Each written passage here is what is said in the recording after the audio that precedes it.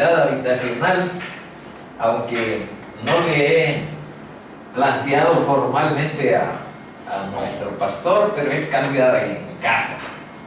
Estamos analizando la primera persecución de la iglesia, pero hoy vamos a llegar a una parte a donde vamos a analizar la oración por valor que hace la iglesia como respuesta a esa persecución.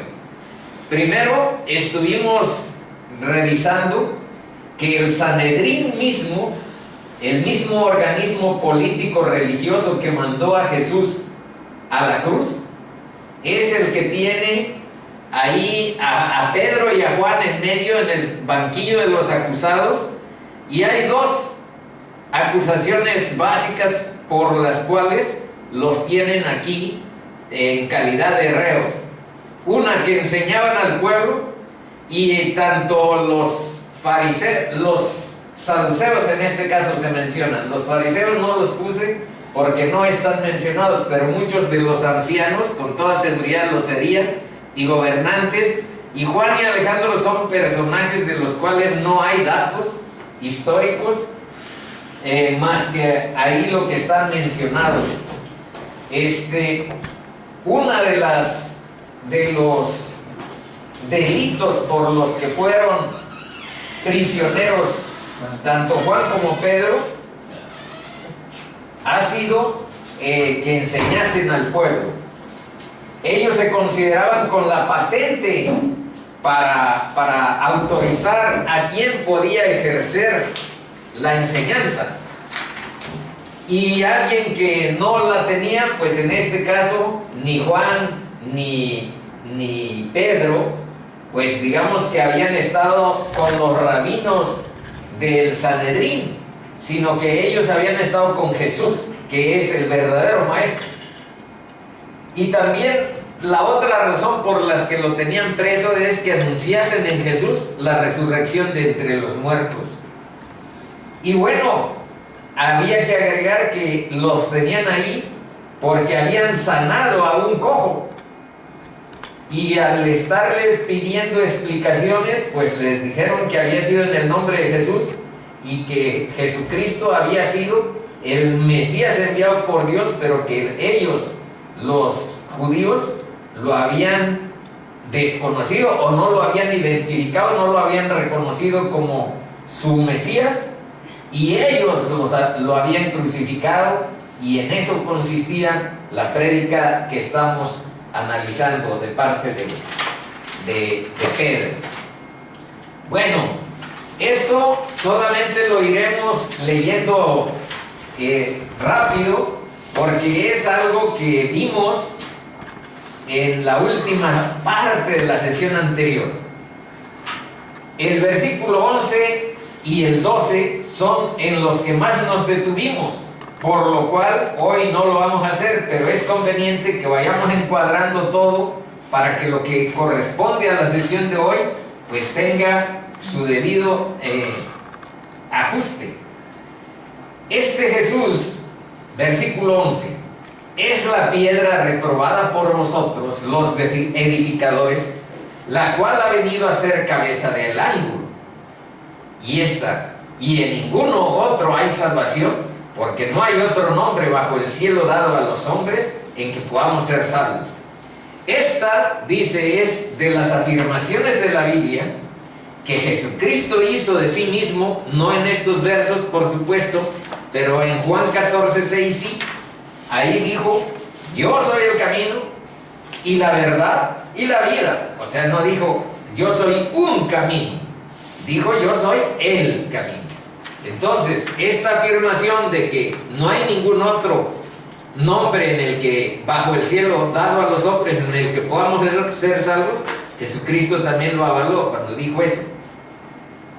Y que hizo es lo más chocante con el mundo, porque en el mundo, frente a esto que dice la Biblia, que tienes que hacer una decisión personal por Jesucristo para ser rescatado del peligro eterno, el mundo dice más o menos que todos los caminos conducen a Dios. Uno puede tomar lo mejor de las religiones y llegar a ser salvo. Algo del judaísmo, algo de los católicos, algo de los hindúes, vamos a hacer algo de yoga, y ya con esa mezcolanza, con ese eclecticismo, vamos a encontrar una pista mejor que la que nos da la Biblia. Esta es una cosa alarmante que a veces suena bien. Yo he oído, pero no lo quiero mencionar porque mi esposa todavía tiene ciertas conexiones ahí. Pero el Papa fue uno de los que dijo que todos somos hijos de Dios y que no hay necesidad de deslindarnos de otras religiones que para la Biblia son falsas. Claramente. Entonces, los no regenerados siempre buscarán negar, atacar y descalificar lo que la palabra de Dios dice. Para nosotros, hermanitos, por eso estamos estudiando la Biblia, es poner en el centro de nuestro corazón la verdad eterna como la directriz, como el timón que sirve para direccionar nuestras vidas. Y esa es la pretensión, que vayamos valorando la Escritura como la autoridad máxima. No hay entre humanos, no podemos decir que la autoridad máxima le corresponda al máximo exponente o a la máxima autoridad de Calvary Chapel, que esa sea la máxima autoridad sobre las cosas del bien y el mal, el criterio sobre el bien y el mal, o algún otro encumbrado personaje de cualquier religión. Es la palabra de Dios la que nos tiene que ayudar a direccionar nuestras vidas. Y aquí hay dos versos que hay necesidad de tener siempre presentes.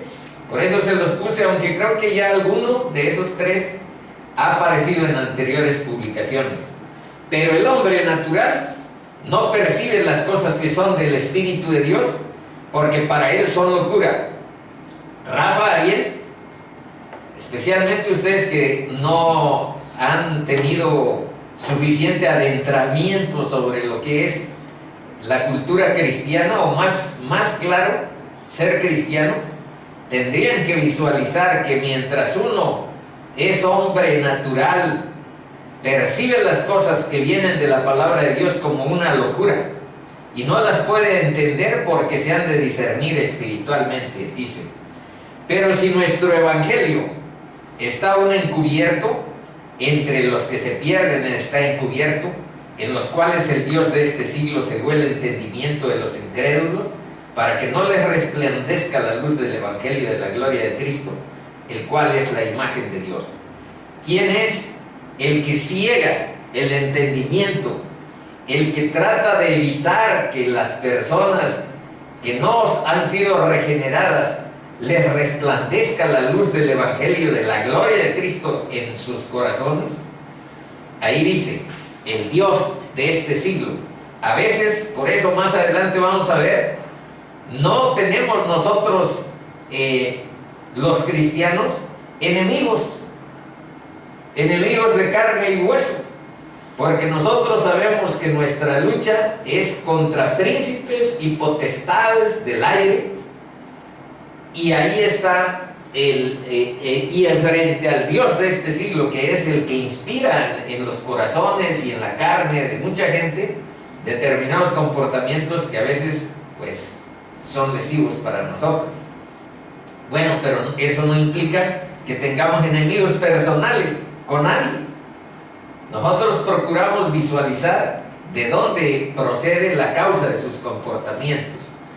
Y hay un verso muy corto de la primera de Juan 5:19 que dice que sabemos que somos de Dios y el mundo entero está bajo el maligno. Bueno, Hechos 4, estos los leí nada más los puros versos, pero no los comentamos, por eso vamos viendo lo más rápido posible acerca de ellos. Entonces, viendo el denuedo de Juan, de Pedro y de Juan, y sabiendo que eran hombres sin letras y del vulgo, se maravillaban y le reconocían que habían estado con Jesús. Abajo pongo que, bájale, Pati,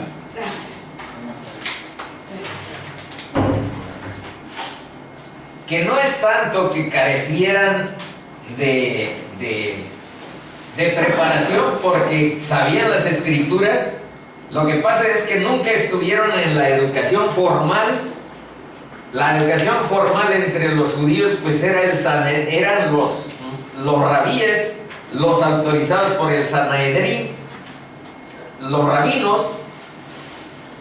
Y frente a esa educación formal, ciertamente Pedro y Juan eran hombres sin letras, como dice ahí, y del vulgo. Pero abajo dice que conocían las escrituras, habían estado con Jesús, que es el maestro de maestros, y eran por naturaleza valientes, pues no presentaban temor frente a los juicios del hombre. Más abajo todavía va a quedar más claro eso. Y dice que Dios utiliza a gente sin educación formal reconocida.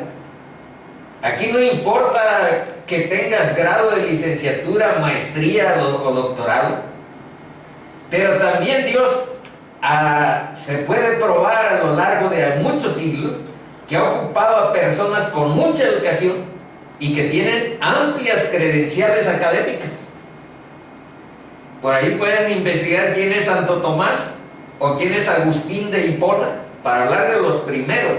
Pero en los últimos siglos ha habido personas combinadas, gentes que nunca fueron a una universidad, que nunca fueron y que se convirtieron en verdaderos líderes de la palabra de Dios, y también personas que no tienen ante Dios. La conclusión es: el que tengas amplias credenciales académicas o no tengas ninguna, ante Dios somos exactamente los mismos. ¿Y qué somos según la palabra? Somos vasos de barro y siervos inútiles por hacer las cosas que debemos hacer. Esa es la definición bíblica de un siervo. Siervo inútil que hace las cosas que debe hacer. Y vasos de barro, que tus grados de no sé qué y de posgrados, frente a la palabra de Dios eres un simple vaso de barro. Y si te asumes de otra manera, ese vaso de barro está quebrado y algo podrido. Somos polvo, eso significa vaso de barro, igual que todos los demás, ni más ni menos. Bueno, deberíamos lograr, dice, Dios utiliza, eso ya lo vimos, deberíamos lograr que sea evidente, pero primero vamos a leer el verso 15 y 16. Dice, entonces, primero el 14. Y viendo al hombre que habían sanado, que estaba en pie con ellos, no podían decir nada en contra. Entonces les ordenaron que saliesen del concilio y conferenciaban entre sí diciendo, ¿qué haremos con estos hombres? Porque de cierto señal manifiesta ha sido hecha por ellos, notoria a todos los que moran en Jerusalén, y no lo podemos negar. Sin embargo, para que no se divulgue más entre el pueblo, amenacémosles, para que no hablen de aquí en adelante a hombre alguno en este nombre. ¿En cuál nombre? En el de Jesús. Dice que deberíamos lograr que sea evidente que hemos estado con Jesús. Ya vieron que a este Pedro dice, y les reconocían que habían estado con Jesús.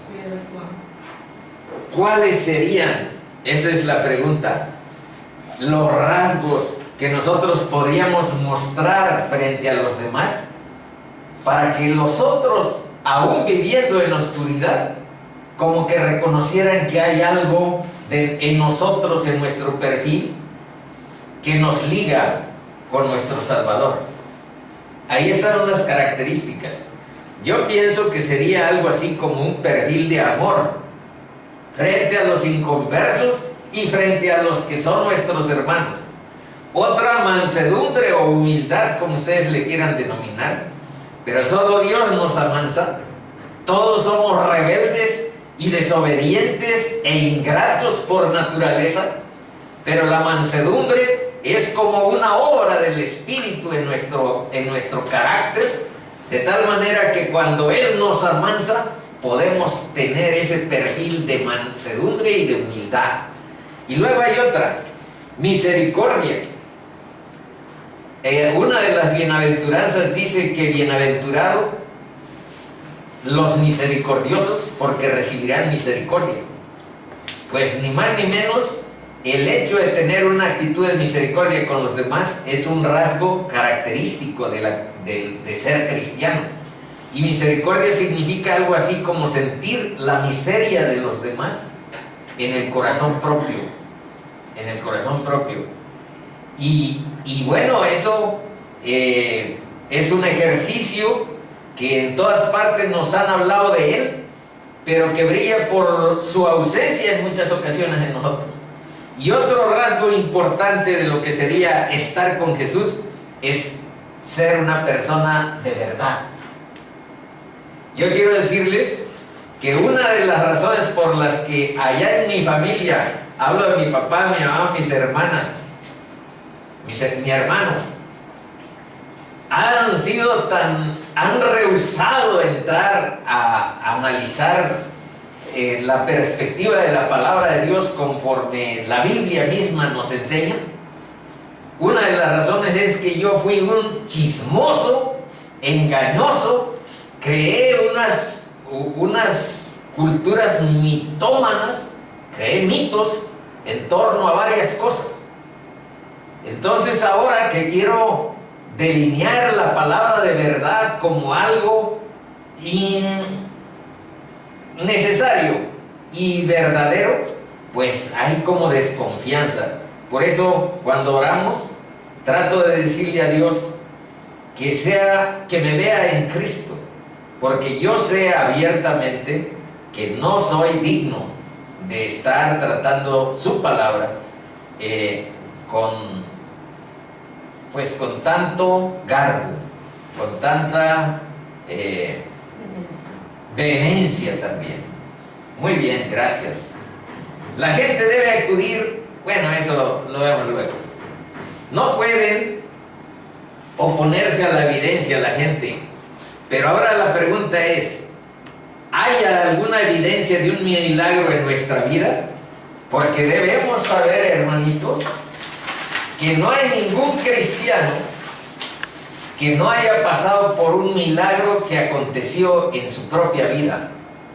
El milagro de una transformación radical de nuestra forma de pensar, de sentir y de actuar, y de tener el testimonio interno del Espíritu Santo que nos guía y nos empodera y nos revela su palabra.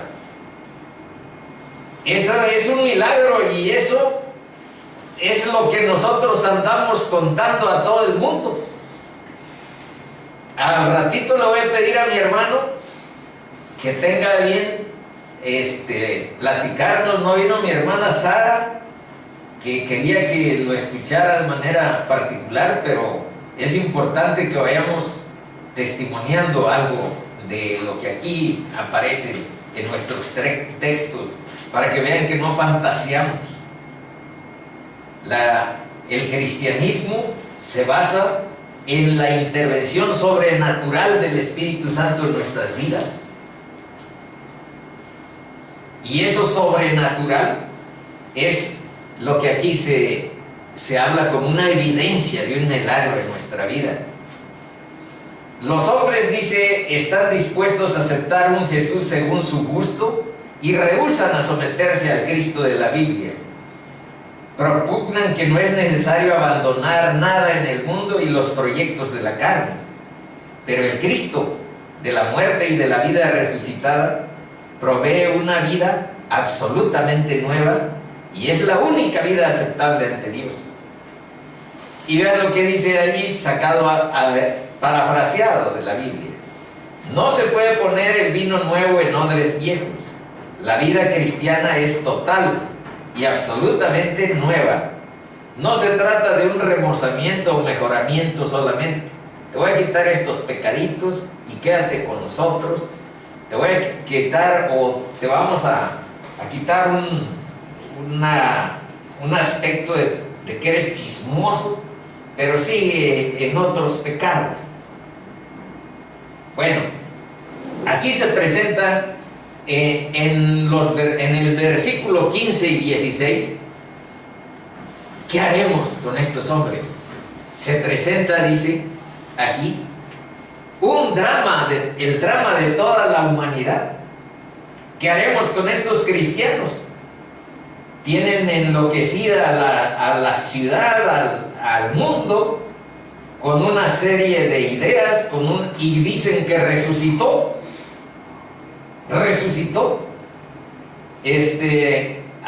Cuando lleguemos al capítulo 17 de Hechos, vamos a ver que Pablo, cuando llegó a Atenas, estuvo debatiendo contra filósofos reconocidos, y en un medio a donde a él no lo reconocían como fariseo de fariseos, hebreo de hebreos, de la tribu de Benjamín, circuncidado al 8º día, y todo lo que decía de él. Y ahí, cuando él dijo que Dios había tolerado, digamos así, los pecados del mundo, pero que ahora estaba planteando que se arrepintieran y que se convirtieran a Dios y hicieran obras de arrepentimiento, entonces dice ahí en el capítulo 17 que cuando oyeron, todos estaban algo impresionados de estar oyendo la nueva religión, así lo tomaron, el nuevo planteamiento de Pablo. Pero cuando llegó a decirles lo de la resurrección, dice que le dijeron, bueno, en otra ocasión nos vemos, y lo dejaron hablando ahí. Pero ahí también dice en el capítulo 17, pero hubo 2 o 3 personas que creyeron. Y Dios siempre actúa con los remanentes, tanto de su pueblo como de la sociedad en general. Nosotros somos un remanente que queremos encontrar la verdad eterna para nuestras vidas. Y remanente significa que no somos una sección mayoritaria de la sociedad ni nada, pero somos algún sector convencido de tratar la necesidad de nuestra vida para nuestro espíritu. Bueno, entonces dice en el 17, por celos, intereses de poder e influencia, amenazan para ya no predicar en el nombre de Jesús. Acá arriba dice, y no lo podemos negar. ¿Qué haremos con estos hombres? Hicieron un milagro, todo el mundo se dio cuenta, y nosotros no lo podemos negar. Pero lo negaron, se rehusaron a someterse al Dios que hizo el milagro. Debieran de haberse arrodillado frente a ese portento de lo que habían sucedido frente a sus ojos, en vez de estar condenando a quienes habían sido el simple instrumento del poder de Dios para sanar al cojo. Vamos al 18 y con esto cerramos la parte que estamos recordando, aunque me estoy llevando un poco más del tiempo que yo consideré. Esto también nada más lo leímos la vez anterior. Y llamándolos, les intimidaron que en ninguna manera hablasen ni enseñasen en el nombre de Jesús. Mas Pedro y Juan respondieron diciéndoles, juzgad si es justo delante de Dios obedecer a vosotros antes que a Dios, porque no podemos dejar de decir lo que hemos visto y oído. Ellos entonces les amenazaron y les soltaron, no hallando ningún modo de castigarles por causa del pueblo, porque todos glorificaban a Dios por lo que se había hecho, ya que el hombre en quien se había hecho este milagro de sanidad tenía más de 40 años. El versículo 18 dice que muchas personas no resisten el nombre de Jesús como Salvador del mundo, como el poder para poner nuestra vida en orden y el poder para hacer prosperar nuestra alma, en el camino que Jesús nos enseñó. Pero la pregunta es, ¿qué es lo que tiene el mundo y los inconversos contra Jesús? Y el amor que mostró al aceptar cargar con el castigo que merecían nuestros pecados, ahí revisémoslo, es una locura. Y los acusadores, en el 19 dice que los acusadores pasan a ser acusados. ¿Por qué? Porque les preguntan, juzgad si es justo delante de Dios obedecer a vosotros antes que a Dios. La respuesta era obvia: no, nosotros vamos a obedecer a Dios. Y en el 20 hay una pregunta, dice: hemos visto y oído, también hemos experimentado algo sobrenatural, y no lo estamos diciendo. Porque abajo está una tarea que hay que recordar: y me seréis testigos en Jerusalén, en toda Judea, en Samaria y hasta lo último de la tierra. Bueno, ya esto sí es exactamente lo que para el día de hoy vamos a analizar y a revisar.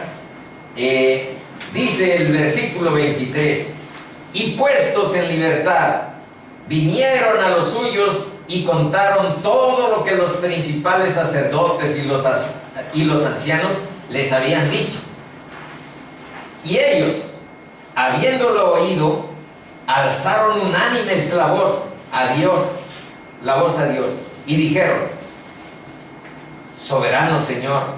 Vean la oración de la primera iglesia: soberano Señor, tú eres el Dios que hiciste el cielo y la tierra, el mar y todo lo que hay en ellos, que por boca de David tu siervo dijiste: ¿por qué se amotinan las gentes y los pueblos piensan cosas vanas?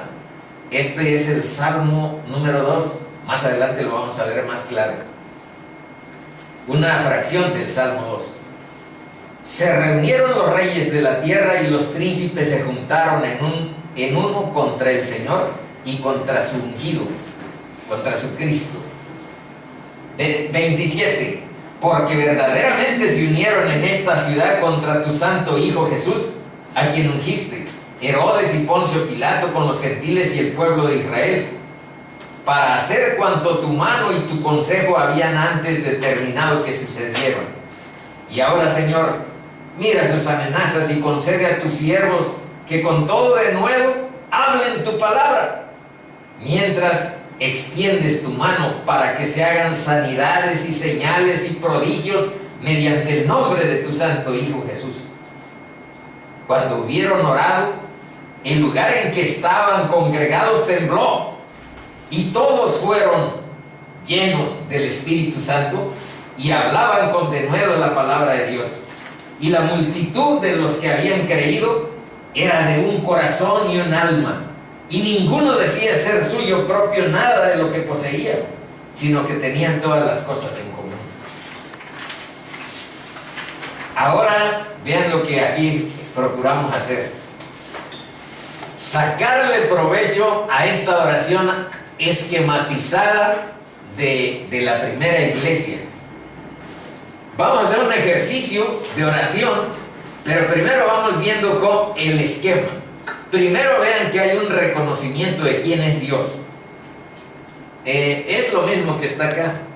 Dice: soberano Señor, tú eres el Dios que hiciste el cielo y la tierra. Ahora está aquí en el esquema: soberano Señor, tú eres el Dios que hiciste el cielo y la tierra, el mar y todo lo que en ellos hay. ¿Qué dice el Padre nuestro? Padre nuestro que estás en el cielo, santificado sea tu nombre. Es el reconocimiento de Dios. ¿Quién es? Es nuestro Padre, es santo, santificado sea tu nombre. Hágase tu voluntad, también dice. Bueno, luego viene el reconocimiento de quién es el hombre. Vean lo que dice. Esta es una sección de David. A ver si no nos echamos bola, porque más adelante aquí está el Salmo número 2. Así es que les pido que se concentren. Reconocimiento de quién es el hombre, articulado con la Escritura. Dice: que por boca de David tu siervo están orando y a voz. Eso quiere decir que estaban hablando. Que por boca de David tu siervo dijiste: ¿por qué se amotinan las gentes y los pueblos piensan cosas vanas? Se reunieron los reyes de la tierra y los príncipes se juntaron en uno contra el Señor y contra su Cristo. Y ahora vamos a ver de dónde sacaron esto. Aquí en este esquema estamos tratando de ver que ustedes, cuando oren, procuren utilizar la escritura. Esa es la enseñanza que estamos procurando sacar de este punto, porque es el ejemplo que aquí nos está dando la primera iglesia. ¿Y dónde está? Aquí está el Salmo número 2. Vean lo que dice: porque se amotinan las gentes y los pueblos piensan cosas vanas. Se levantarán los reyes de la tierra y príncipes consultarán unidos contra Jehová y contra su ungido.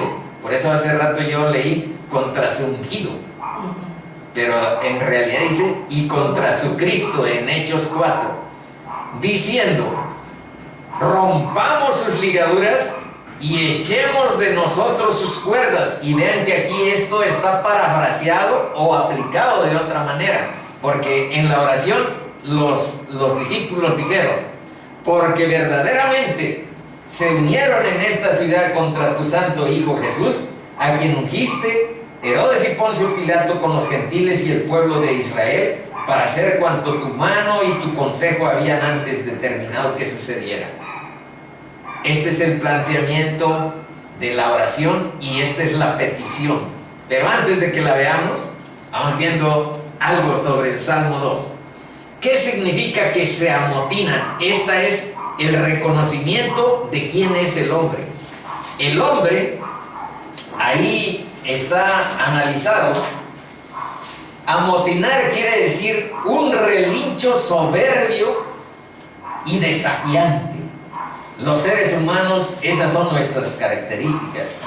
Vean lo que dice Isaías relacionado a este amotinamiento. Significa rebelión. Un motín es una rebelión. Dice: pero los impíos son como el mar en tempestad, hacen un chorro de ruido que no puede quedarse quieto, y sus aguas arrojan cieno y lodo.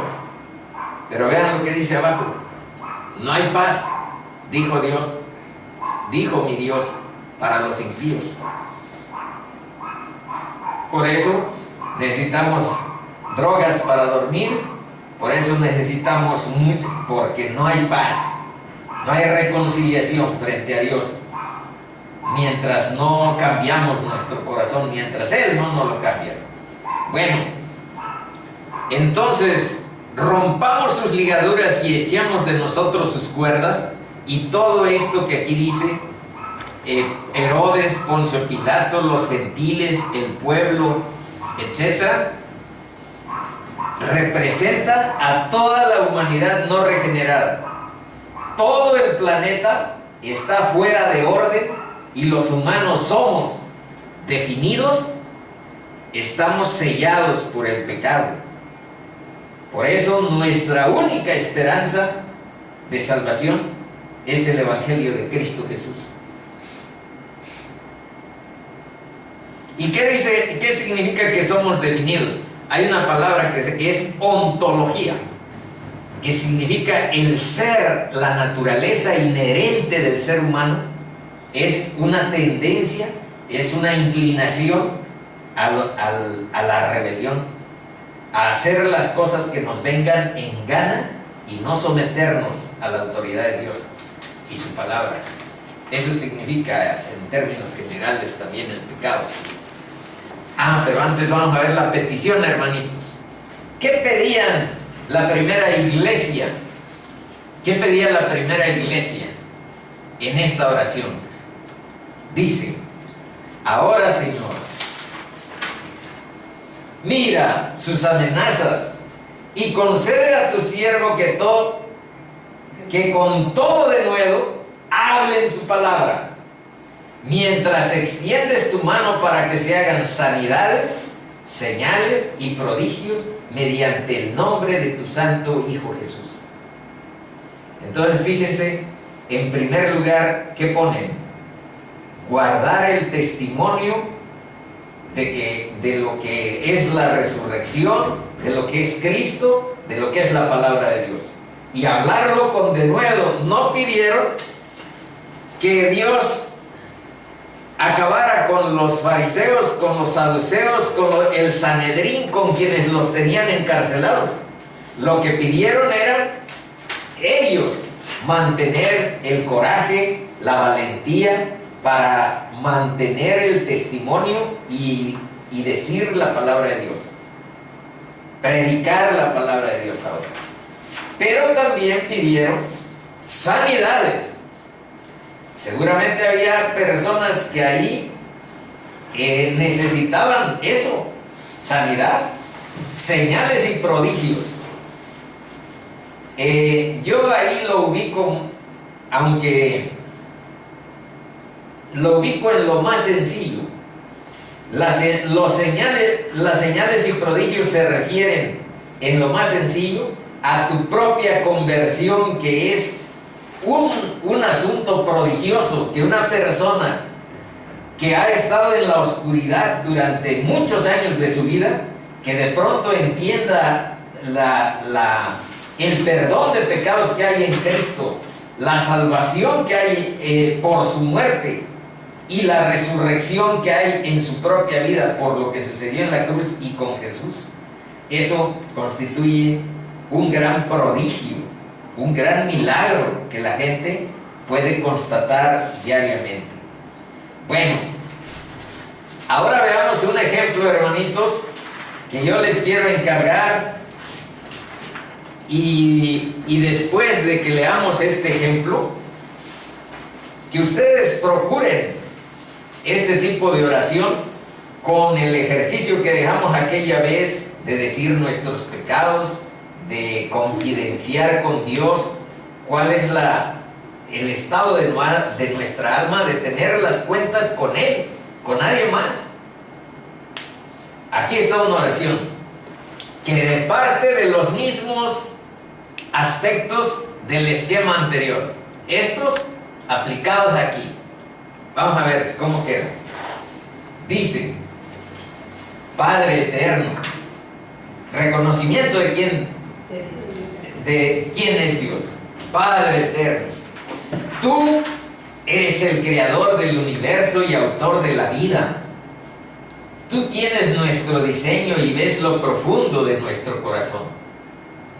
Señor, ahora vamos a articular algo de la Escritura, de lo que dice la palabra de Dios. Señor, has dicho en tu palabra que el que no naciere de nuevo no puede ver el reino de Dios. Y que si nosotros, siendo malos, sabemos dar buenas dádivas a nuestros hijos, cuanto más tú, siendo nuestro Padre Celestial, darás el Espíritu Santo a los que te lo pidan. Ahora sigue, vean cómo aplicarlo de la realidad que están observando y experimentando. Ahí está un ejemplo. Reconozco que he sido pecador y que estoy destituido de tu gloria. Necesito que la obra de Cristo en la cruz me rescate y me salve. Él dio su vida por el perdón de mis pecados y pueda tener la vida eterna en Él. Lo reconozco como mi Salvador y como Señor de mi vida. Renuncio al pecado que es muerte y entrego la dirección de mi vida al Espíritu de verdad y sabiduría. Cerramos con la petición: concede a tus siervos tu Espíritu para que nos dé nueva vida, para ser reconciliados contigo, que eres nuestro Creador, y tener en tu palabra la guía completa y eterna para nuestras vidas. En el nombre de Jesús, amén y amén. Bueno, ese es un modelo, pero antes de que le diga a mi hermano que nos confidencie algo de su conversión, pedirle eso de favor, vean otro momento que la Biblia enseña acerca de este tema de la oración, o de la reconciliación y el reconocimiento de Dios en momentos críticos. Vamos a la página 10. Dice: y cuando llegaron al lugar llamado de la calavera, le crucificaron allí, y a los malhechores, uno a la derecha y otro a la izquierda. Y Jesús decía: Padre, perdónalos, porque no saben lo que hacen. Y chequen que había un testigo ahí del que estaba escuchando con atención eso. Más abajo lo veremos. Perdónalos, Padre, perdónalos, porque no saben lo que hacen. Pero toda la raza, pues no, vean lo que hacían los demás. Y repartieron entre sí sus vestidos, echando suertes. Y el pueblo estaba mirando, y aún los gobernantes se burlaban de él, diciendo: a otro salvó, sálvese a sí mismo si este es el Cristo, el escogido de Dios. Los soldados también le escarnecían, y acercándose y presentándole vinagre y diciendo: si tú eres el rey de los judíos, sálvate a ti mismo. Había también sobre él un título escrito con letras griegas, latinas y hebreas: este es el rey de los judíos. Y uno de los malhechores que estaban colgados, este es uno de los malhechores, vamos a seguir, que estaban colgados, le injuriaba también, diciendo igual: si tú eres el Cristo, sálvate a ti mismo, y a nosotros también sálvanos. Pero vamos a ver otro. Reconocimiento de ser un pecador. Allí hubo uno. Respondiendo el otro de los crucificados con Cristo, el otro ladrón, criminal, ese verdaderamente malo, respondiendo el otro, le reprendió a quien había acabado de decir, a quien había hablado, al otro de los malhechores.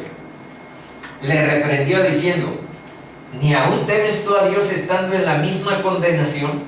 Y este es el reconocimiento del pecado. Vean, nosotros a la verdad justamente padecemos, porque recibimos lo que merecieron nuestros hechos, mas este, ningún mal hizo.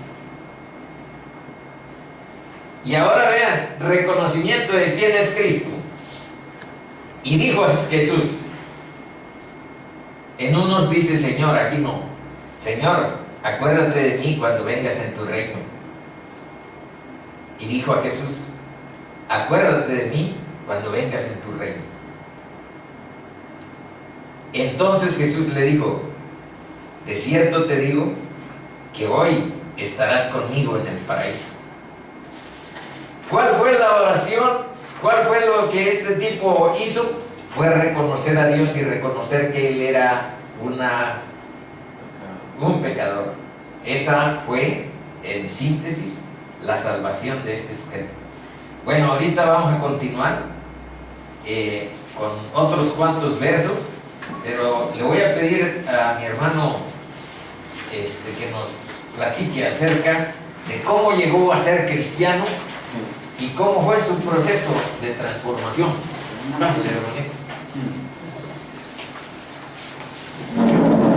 Hola, buenas tardes. Mi nombre es Luis Felipe. Pues aquí el hermano me pidió que diera testimonio de lo que Dios ha hecho en mi vida. No es muy común que lo hagamos normalmente, pero también la misma palabra de Dios nos exhorta a decir lo que conviene que Dios ha hecho en nuestras vidas, para que otros también puedan reconocer la grandeza de Dios en nuestras vidas.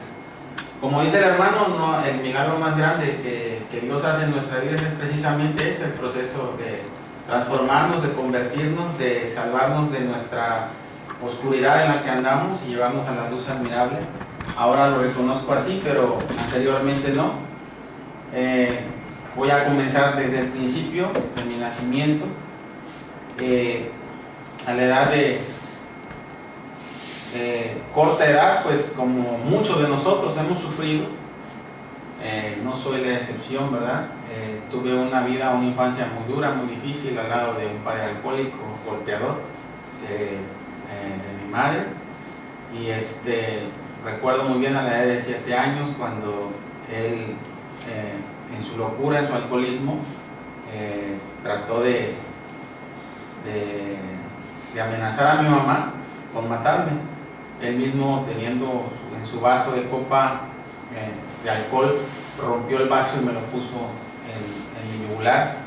Y recuerdo muy bien esa parte porque fue el parteaguas para que mi mamá se pudiera divorciar de él. Ya tenían 15 años juntos. Esas cosas se quedan en la mente y se quedan para siempre, y más no conociendo la palabra de Dios, pues te llegan a hacer heridas profundas.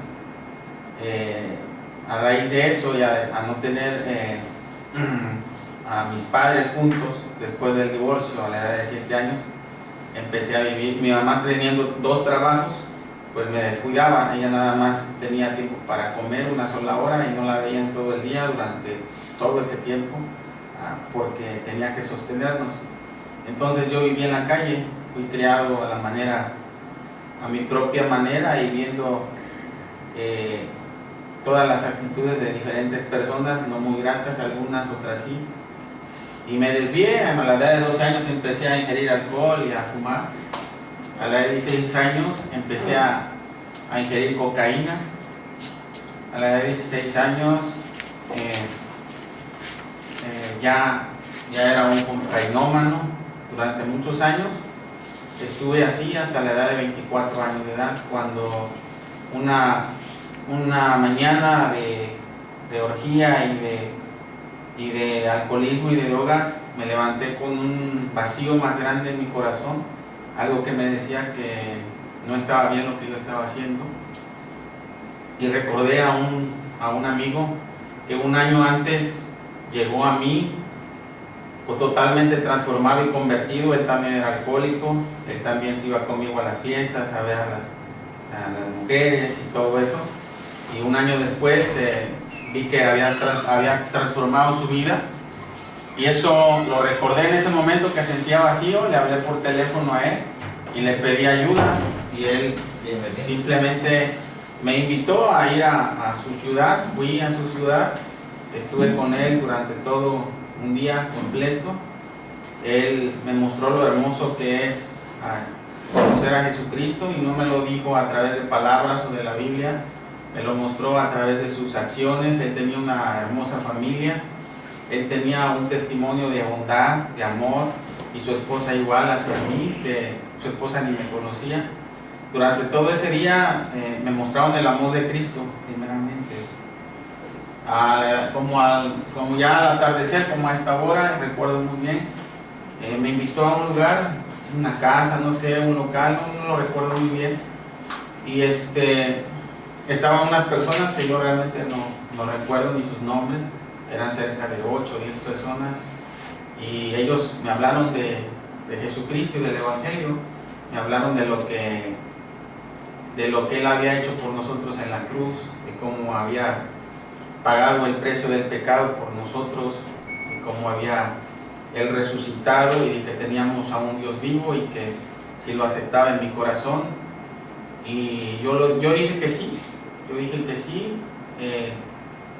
En ese momento recuerdo que me hicieron repetir una oración, y me dijeron que qué quería yo de Él, y yo le dije que yo quería dejar el alcohol, las drogas, el cigarro y todo lo malo que yo sentía que me estaba haciendo mucho daño. Y a raíz de eso, yo la verdad tuve una sensación muy diferente. A través de esa oración hicieron un círculo de oración, y sentí algo que yo jamás en mi vida he vuelto a sentir. Al día siguiente yo dejé las drogas, el alcohol, el cigarro, las maledicencias y todo lo que yo nunca hubiera podido hacer por mí mismo. Lo único que recuerdo bien es que para poder llegar a eso, yo sentí la necesidad de arrepentirme de lo que estaba haciendo. Yo me di cuenta de mi pecado, y me arrepentí y recibí el Evangelio. Dios lo único que quiere es corazones dispuestos, corazones arrepentidos, una verdadera confesión a Él de que tenemos la necesidad de buscarle, de estar con Él, para poder hacer ese milagro tan hermoso en mi vida. Desgraciadamente, después de eso, yo estoy seguro y ahora sé que recibí el Espíritu Santo, pero el Espíritu Santo tiene que ser avivado. El Espíritu Santo tiene que ser avivado a través de su palabra, a través de oración, a través de congregarnos, de conocer cada día más a Dios. Cuando uno no hace eso, el Espíritu se apaga, no se va, se apaga tanto que después ni siquiera te das cuenta que lo tienes. Pasaron casi 14 años después de eso. Yo jamás volví a las drogas, pero sí al alcoholismo. Me casé y tuve empecé un matrimonio sin Dios, un matrimonio que fue muy difícil, estando sin Él, porque empecé a tener las mismas actitudes casi que mi padre. Nunca golpeé a mi esposa, pero la golpeaba con mis palabras. Empecé a tener crisis de neurosis muy fuerte, insultaba mucho a mi esposa, aborrecía a mis hijos, no podía estar con ellos, los detestaba, los hacía a un lado. Me enfoqué a buscar el dinero y perdí mucho tiempo queriendo buscar el dinero y pensando que esa era mi felicidad, y cuando llegó el dinero tampoco era feliz. Pero había algo, y recordaba ese día